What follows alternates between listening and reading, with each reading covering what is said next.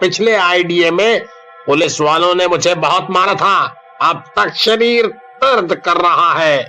रमन की बात सुनकर रेखा बोलती है, तुमको तो फालतू बात के सिवाय कुछ नहीं आता।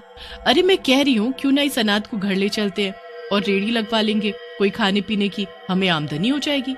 रेखा की बात सुनकर रमन खुश हो जाता है और बोलता है तुम बात तो सही करती हो, इसको घर ही ले चलते हैं? ऐसा कहकर रमन और रेखा सोहन को अपने साथ घर ले आते हैं और कुछ दिनों बाद उसकी समोसे की रेड़ी लगवा देते हैं। सोहन बहुत भोला और मेहनती होता है, जिसके कारण उसकी दुकान चल पड़ती है और जिसकी वजह से रमन और रेखा भी खुश रहते हैं। देखा, मैंने कहा था ना इस लड़के को अपने साथ ले चलो, ये हमें अमीर बनवा देगा एक दिन। धीरे धीरे समय बीतता जाता है और सोहन भी बड़ा हो जाता है। सोहन रेखा और रमन को माँ बाप की तरह प्यार करने लगता है। एक शाम सोहन अपनी रेड़ी पर काम कर रहा होता है, तभी वहाँ एक सुंदर लड़की जिसका नाम मीनाक्षी होता है आती है। मैंने आपकी दुकान के समोसों की तारीफ सुनी है, मुझे भी कुछ समोसे खिलाइए। मीनाक्षी इतनी सुंदर होती है कि सोहन उसे देखता ही रह जाता है। मीनाक्षी सोहन को दोबारा बोलती है। सोहन हड़बड़ाकर समोसे निकालकर मीनाक्षी को खाने के लिए दे देता है। मीनाक्षी समोसे खाने के बाद बोलती है, वाह कितने बढ़िया समोसे हैं, मजा आ गया। उसके बाद मीनाक्षी रोज सोहन की दुकान पर आने लगती है और वहाँ समोसे खाने लगती है, लेकिन रमन हर बार उससे पैसे नहीं लेता।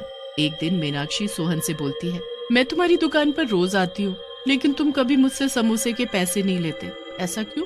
मीनाक्षी की बात सुनकर सोहन शर्म से लाल हो जाता है और बोलता है, आप मुझे बहुत अच्छी लगती हो, इसलिए।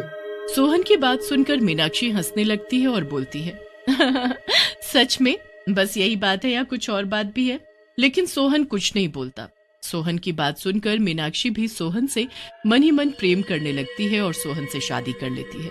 मीनाक्षी एक अमीर लड़की थी, इसलिए रमन और रेखा भी शादी के लिए मान जाते हैं। एक दिन मीनाक्षी सोहन से बोलती है, सोहन जी मुझे अपने लिए कुछ नए कपड़े और गहने खरीदने हैं, मुझे कुछ पैसे चाहिए। मीनाक्षी की बात सुनकर सोहन कहता है, अरे तो ये भी कुछ कहने की बात है, मैं अभी माँ से कहता हूँ, वो तुम्हें पैसे दे देंगी। सोहन की बात सुनकर मीनाक्षी हंसने लगती है और बोलती है, क्या तुम अब तक पैसे अपने माँ बाप से लेते हो? और जो कमाते हो वो कहाँ जाता है?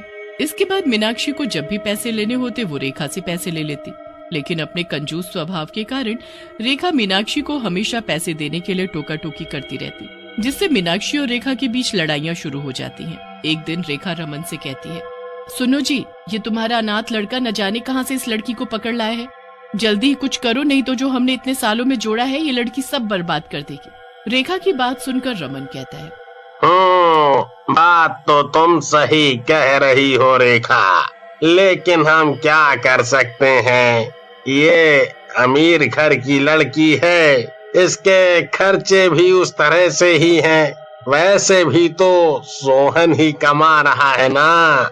रमन की बात सुनकर रेखा का गुस्सा और भी बढ़ जाता है और वो बोलती है, तुम तो बिल्कुल नाकारा हो, अरे कोई एहसान नहीं किया उसने हम पर, अनाथ को घर पर लाकर खिलाए हमने, समझे? तुमसे कुछ नहीं हो पाएगा, इस मीनाक्षी को तो मैं ही सबक सिखाऊंगी। लेकिन रेखा और रमन की बातें मीनाक्षी सुन लेती है और उन दोनों के सामने जाकर बोलती है, तुम दोनों कितने स्वार्थी हो, तुम्हें सोहन से कोई प्यार नहीं है, वो बेचारा कितना प्यार करता है तुम दोनों को, मैं आज ही तुम दोनों की असलियत सोहन को बताऊंगी। मीनाक्षी की बात सुनकर रेखा और रमन हंसने लगते हैं। रेखा मीनाक्षी से बोलती है, तो तूने सब सुन लिया, बताएगी तो तू तब ना जब तू जिंदा बचेगी।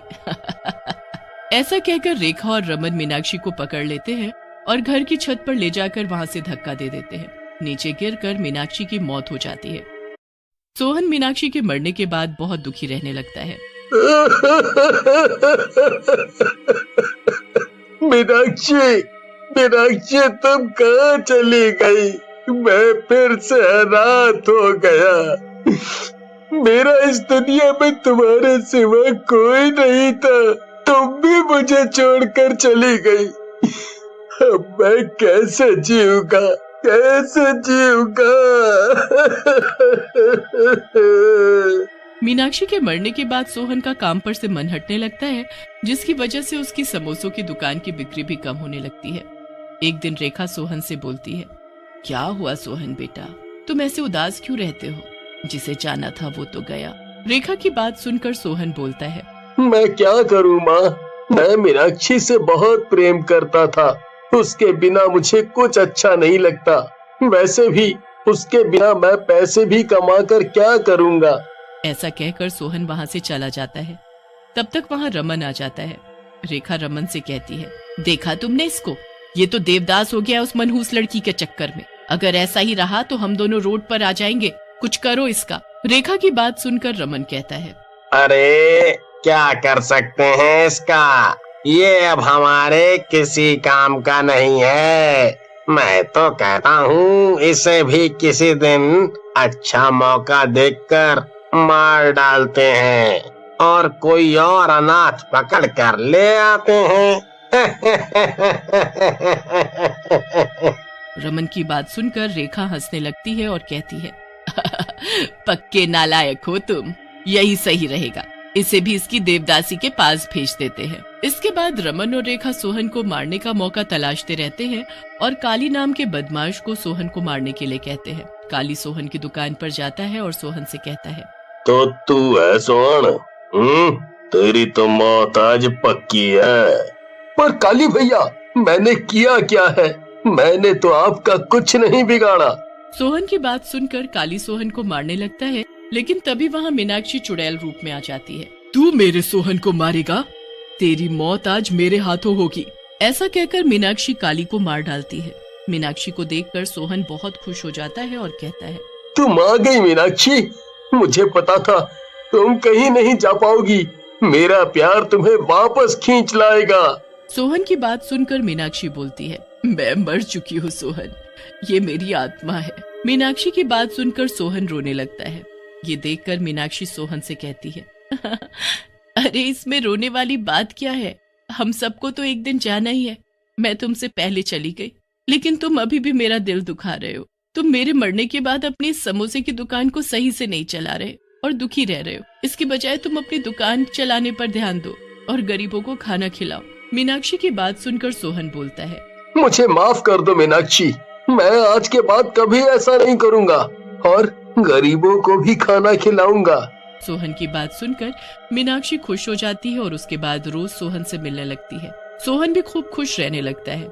ये देखकर रेखा रमन से बोलती है, अरे ये सब क्या हो रहा है? इस नारियल के पेड़ पर इतने आम कैसे लग रहे हैं? ये मनहूस इतना खुश कैसे हो रहा है? रेखा की बात सुनकर रमन कहता है, हाँ रेखा, बोल तो तू सही रही है और अब ये हमें पैसे भी नहीं दे रहा है। इसका कुछ तो करना पड़ेगा, पैसे भी ये किसी काम का नहीं है। ऐसा कहकर रमन और रेखा सोहन को मारने का फिर से इरादा बना लेते हैं और जब सोहन सो रहा होता है तो वो उस पर चाकू लेकर टूट पड़ते हैं और थोड़ी देर बाद लेकिन तभी मरा हुआ सोहन दोबारा उठ जाता है और चुड़ैल अपने असली रूप में आ जाती है। मैं मरा नहीं बुड्ढे, बल्कि तुम्हारी मौत बनकर आया हूँ। मैं मीनाक्षी हूँ, सोहन का रूप लेकर यहाँ लेटी थी। मुझे पता था तुम मेरे सोहन को मारना चाहते हो। मेरा सोहन तो वो रहा सही सलामत। आप दोनों कितने खराब हो। मैंने आप दोनों को अपने माता पिता से भी ज्यादा प्यार किया, लेकिन आप दोनों मुझे ही मारना चाहते थे और तो और मेरी मीनाक्षी को भी मुझसे छीन लिया। ऐसा कहकर सोहन वहाँ से चला जाता है और मीनाक्षी रमन और रेखा को मार डालती है। उसके बाद सोहन के पास जाकर बोलती है, सोहन तुम्हें दुखी होने की जरूरत नहीं, ये दोनों इसी लायक थे। इन्हें तुमसे नहीं तुम्हारे पैसों से प्यार था। तुम इनकी चिंता मत करो और अपना काम करो। तुम जब भी मुझे याद करोगे मैं तुमसे मिलने आऊंगी। ऐसा कहकर मीनाक्षी वहाँ से गायब हो जाती है।